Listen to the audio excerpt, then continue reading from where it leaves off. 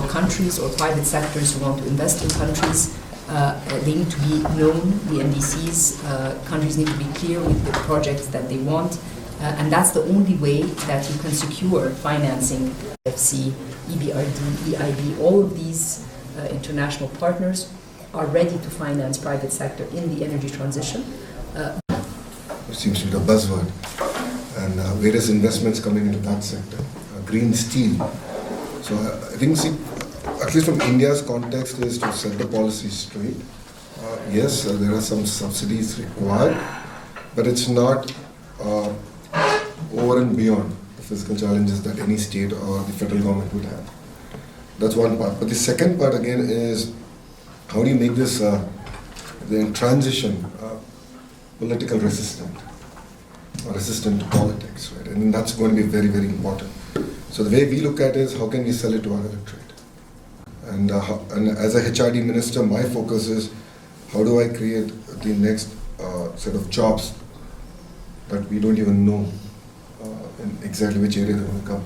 So working with the industry, working with NGOs, collaborating with them, getting the curriculum, the whole 9 yards, and creating the next wave of jobs, I think is going to be very, very important to make it more resistant.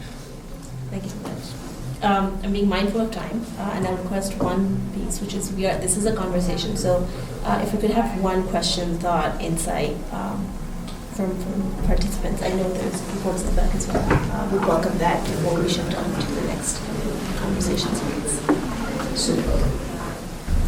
So basically, as we discussed, lots of the focus on mitigation globally as well as in India, and the resources, particularly financial resources allocated for the adaptation are very less.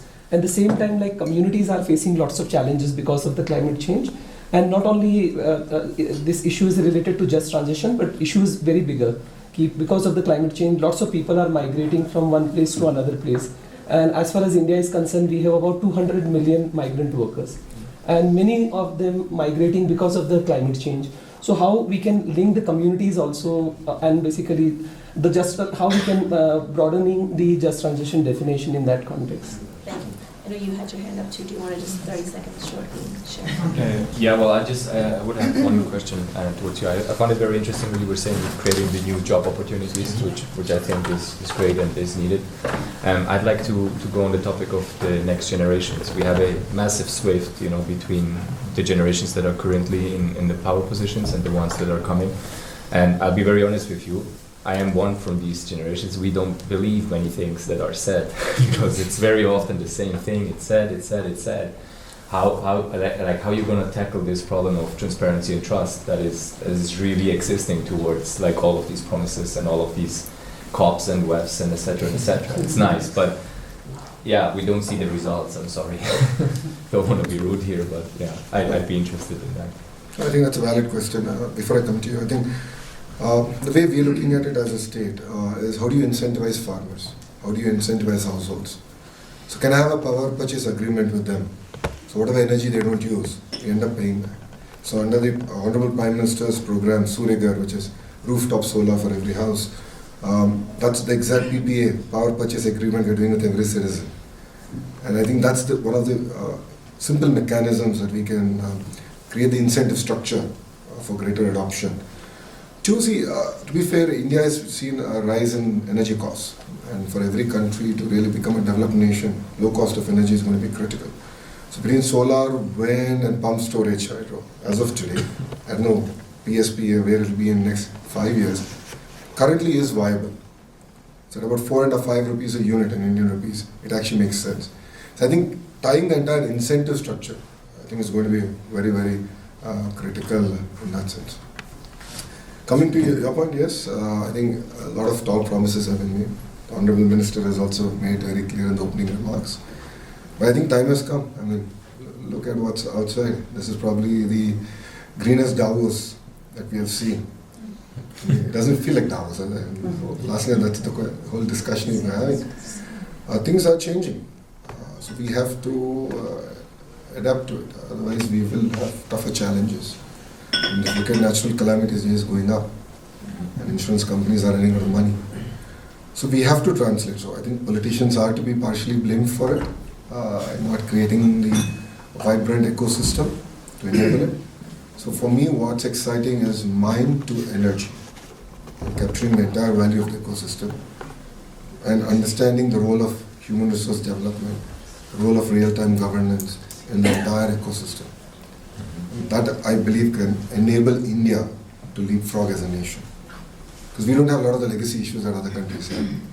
So we never went through a personal computing phase, we just went to the smartphone phase.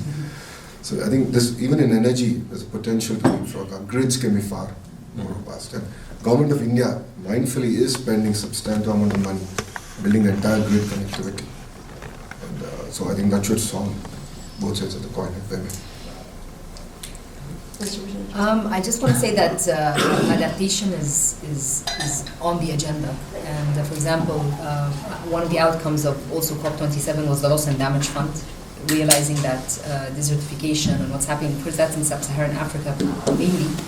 But one important aspect is dialogue among countries and also showing success cases where adaptation was taken as a focus, and there were alternative financing tools, like what's happening in Colombia in terms of debt swap agreements, Barbados, the same. So we need to shed light in discussions on what worked, and not just what worked, how did it work? So that can also provide politicians with, in other areas, in other countries, with concrete examples that it's not just a promise, but it has happened elsewhere. What do I need to do to make sure that I can do the same and replicate and scale? So this word scaling we always hear about, but is to take a successful example and see how we can. Of course, not one size fits all, but the problems are the same, and when one solution works, why not try to replicate given the initial conditions in the country? In terms of trust, I think that's well said, and it's everywhere. And I think the shocks that are facing us today are more frequent and bigger, and whether it's the fiscal space that is available for countries to be able to take action, which shock should I prioritize given the fiscal, the very tight fiscal space. So it's I mean, the credibility gap that exists can only be narrowed through better communication, and I think that's an element which there's always areas of improvement. There's no best communication. There's always scope to improve the communication. I think social media plays a very big role, and being mindful to the different generations is also important, and including them in the dialogues. I think for COP, there's also the youth dialogue at the COP level. And the different initiatives related to startups and SMEs in the climate space for adaptation. In Egypt, for instance, we have farmers today that are using solar panels to, instead of diesel, for using the water for agriculture. That's a very important example of action for adaptation. And sometimes they're provided with loans at low cost and so forth. So it's communication is very important, shedding light on what works and being very honest on what doesn't work and what we cannot do. Great. On that note, thank you so much. This was deeply insightful. After yesterday, I think the one thing I do take away is the commitment towards energy transition remains strong. And while there are turbulent times coming up, I'm pretty confident that we'll be okay. That being said, we'll close the session on government perspectives, and Vikas actually moved to you to have a discussion on the private sector perspective of what does energy transition. Thank you, Ritvika. Thank you so much. You stole a bit of my thunder in terms of how I was going to introduce this, but thank you. Morning, everyone. Thank you for making it today to this session. My name is Vikas Mehta. I am the Executive Director of SED Fund. SED Fund is a venture and a philanthropy fund focused on renewable energy, and we're based in the Netherlands. We have with us two folks representing the renewable energy companies. The first one on further left, I have Vaishali Nigam Sinha. She's a Chief Sustainability Officer and co-founder of Renew Power, which is one of India's largest RE developers. And on my left, we have Park Arshad, who is the President and Director of Indica Renewables, a diversified renewable